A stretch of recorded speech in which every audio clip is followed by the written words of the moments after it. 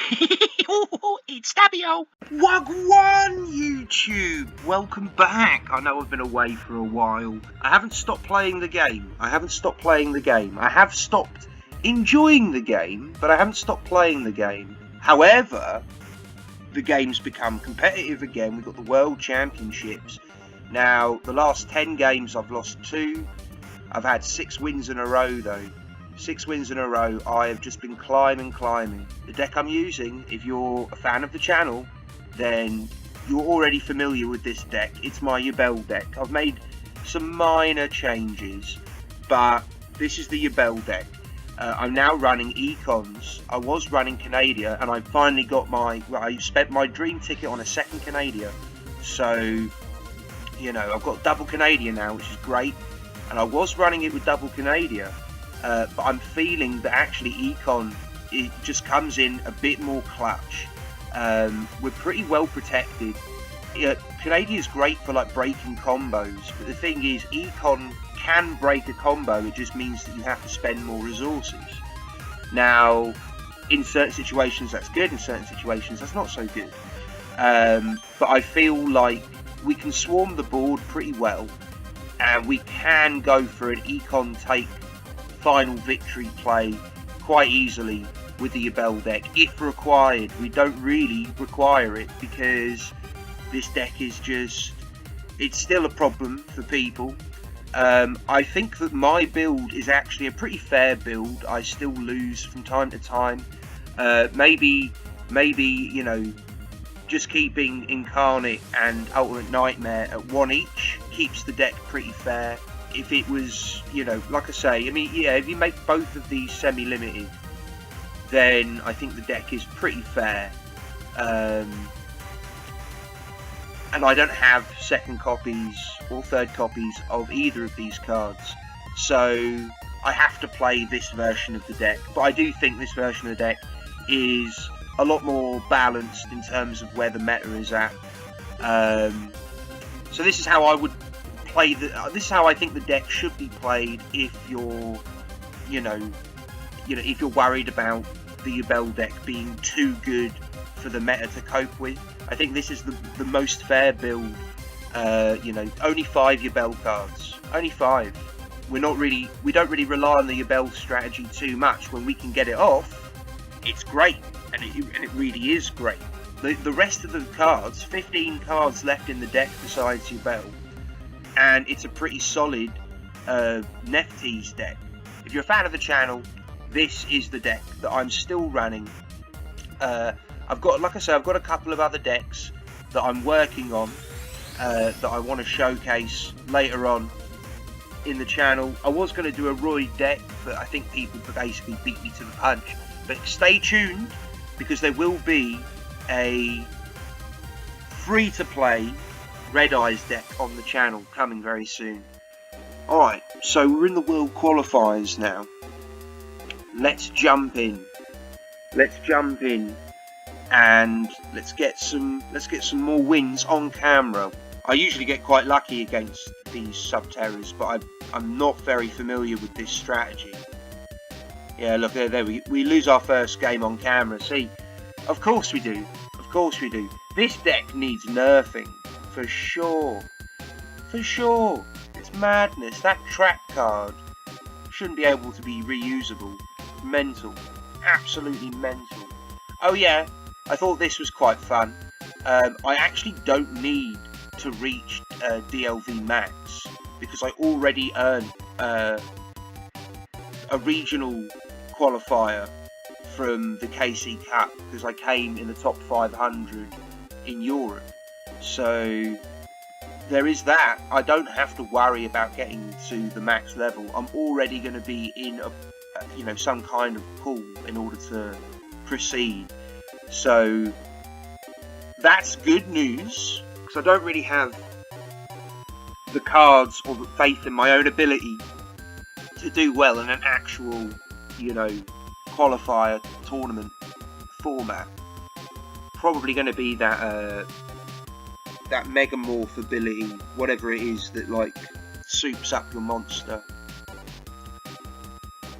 But we've got a really strong opening play available. We can go into Duel straight away, dump. Oh, look at that! We got really good options. One thing we could do is we could go in with the Yaksha and try and get like a free 1800 damage off. But I think we're going to play it safe. We're going to play it safe. We're going to go into Duel. We're going to take another ritual. I really like using the ritual spell card to do one ritual summon per game, and I love using it with the other ritual monsters. So you use one ritual monster for the summon and one ritual monster for the fodder for the summon, and then you get an extra non-respondable destruction with the ritual spell card. It's great. If they've got a Canadia, for example, and they haven't activated it before I activate the ritual spell card, I can destroy it without them popping it and then putting my ritual monster face down. Or a floodgate, or whatever card I'm targeting cannot use its own effect in response to the ritual destruction. It's really, really good. It's a really good. I very often use it to take out back row that I'm a bit scared of. I'm a little worried about this back row here. Oh, look at that! Look at that! Okay. We're going to get another pull next turn if we do. Yeah, let's do it this way. So we summon another disciple. And we use its effect. We ditch the Yaksha. Take the yellow chicken. We use the Yaksha. Kill the yellow chicken. Yeah, why not? In my standby phase, the yellow chicken's going to come back and destroy all the back row on the field. So he's going to have to do something now. Otherwise, his resources are going to be depleted. He's going to have to do something now. Setting a face down monster, something. He's going to have to do something to protect himself for next turn.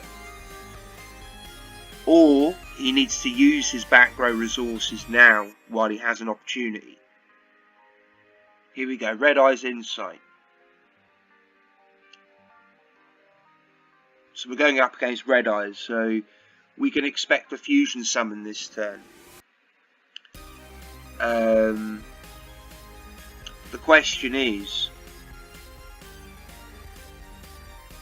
because if he uses it, okay, interesting. If he can get that out this turn, normal summon onto it, then he kills the Terror Incarnate. So if his back row there is a Red Eye Spirit, but we know that he's at least not, there's one Red Eye Spirit that's now in his hand.